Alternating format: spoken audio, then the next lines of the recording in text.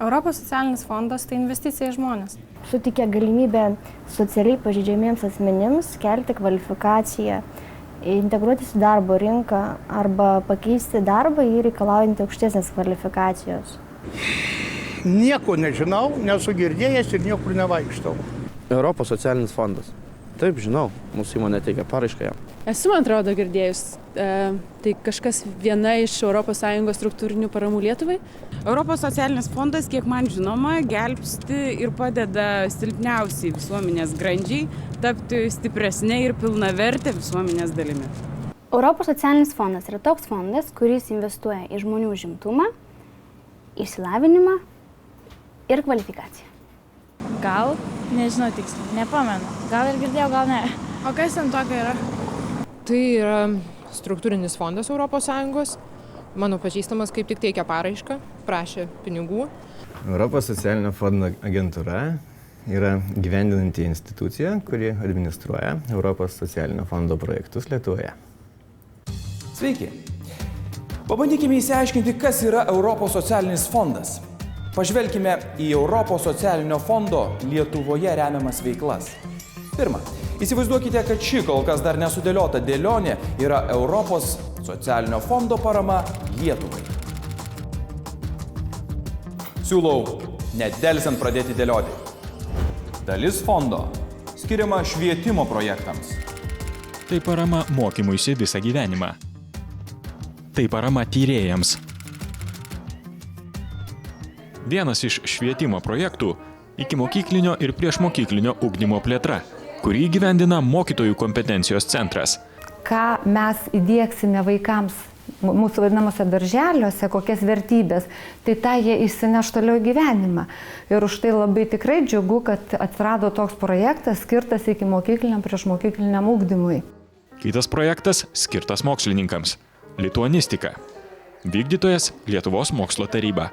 Šiuo projektu kuriama tarptautinė mokslinė duomenų bazė, kurioje publikuojama humanitarinių ir socialinių mokslų publikacijos leidiniai susiję su lituanistika. Užtenka sėsti prie kompiuterio, įsivesti norimą autorių ar rūpimą temą ir žiūrėti, ką pasiūlys mūsų mokslinė tarptautinė duomenų bazė. Dar kitas projektas – moksleiviams. Mokinių jaunųjų tyrėjų atskleidimo ir ugdymo sistemos sukūrimas.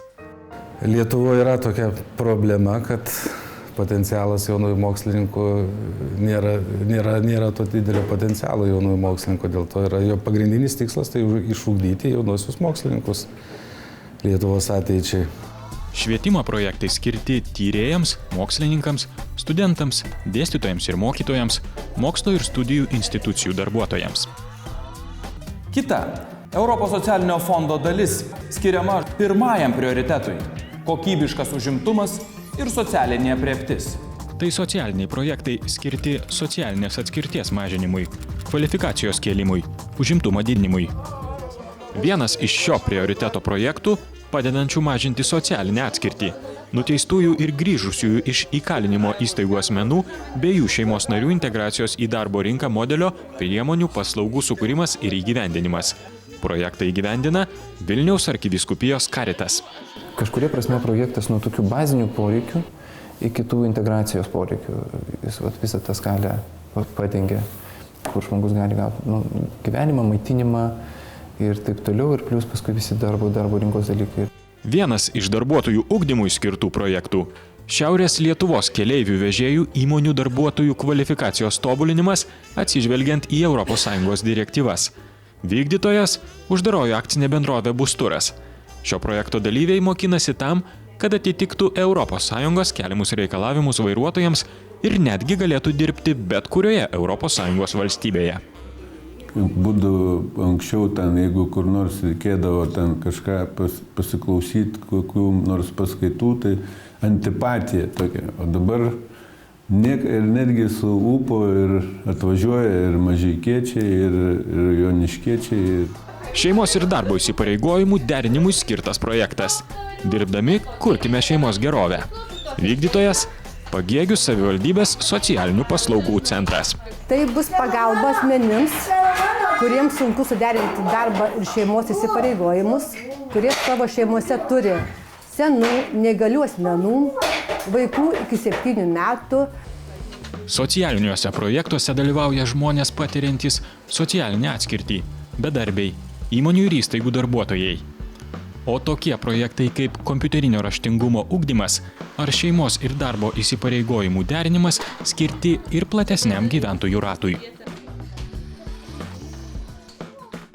Ir galiausiai parama valstybės institucijoms ir įstaigoms. Šie projektai skirti valstybės tarnautojų mokymams, institucijų veiklos tobulinimui, viešųjų paslaugų kokybės gerinimui.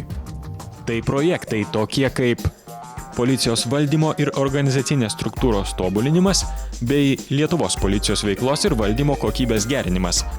Tai didžiausi policijos veiklos tobulinimo projektai per visą Lietuvos nepriklausomybės laikotarpį, kuriuos įgyvendina Policijos departamentas prie Lietuvos Respublikos vidaus reikalų ministerijos. Tikėkime, kad pavyks įgyvendinti mūsų tos, kaip sakyti, didelius planus bet aišku, tai priklausys nuo pačių policijos darbuotojų, nuo pačių įsitraukimo, nuo vadovybės įvairaus lygmens, būtent ant kiek bus skirtas dėmesys. Kitas projektas – Klaipėdos miesto savivaldybės paslaugų teikiamų vieno langelio principų tobulinimas. Vykdytojas – Klaipėdos miesto savivaldybės administracija. Čia tinkamai pritaikius informacinės technologijas ir aptarnavimo galimybės bus sukurtas lengvesnis priėjimas prie viešosios informacijos ir viešųjų paslaugų. Informacinės technologijos leis teikti efektyvesnės ir kokybiškesnės paslaugas gyventojams.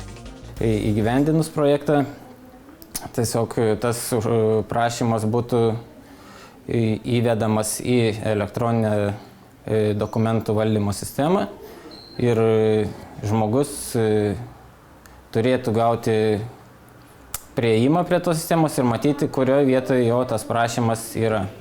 Projektą partnerystės tarp valstybinio ir nevyriausybinio sektorių skatinimas įgyvendinant integruotą jaunimo politiką įgyvendina Jaunimo reikalų departamentas prie Socialinės apsaugos ir darbo ministerijos. Bet rezultatas projekto turėtų būti toks, kad dirbantys šioje srityje žmonės tiek iš valstybinio, tiek iš nevyriausybinio sektorių turėtų bendrai vykdyti veiklą. Ir rezultatas yra to, kad gali tie žmonės padaryti, koordinuodami savo veiklas gerokai daugiau, nei šiaip jie padarytų pavieniui. Visus šios projektus įgyvendina viešojo sektoriaus institucijos, tokios kaip miestų ir rajonų savivaldybių administracijos, ministerijos, valstybės teisėsaugos įstaigos. Štai paskutinės dėlionės dalys. Kai pamatai ištisą dėlionę, viskas tampa aišku. Europos socialinis fondas – tai galimybė kelti kvalifikaciją darbo vietoje. Tai mokymasis visą gyvenimą. Tai geresnės viešusios paslaugos. Tai vienodų galimybių visoms amžiaus grupėms skatinimas. Socialinės atsakomybės didinimas. Tai prisitaikymo prie pokyčių skatinimas. Tai ar prisidėsi prie šios dėlionės?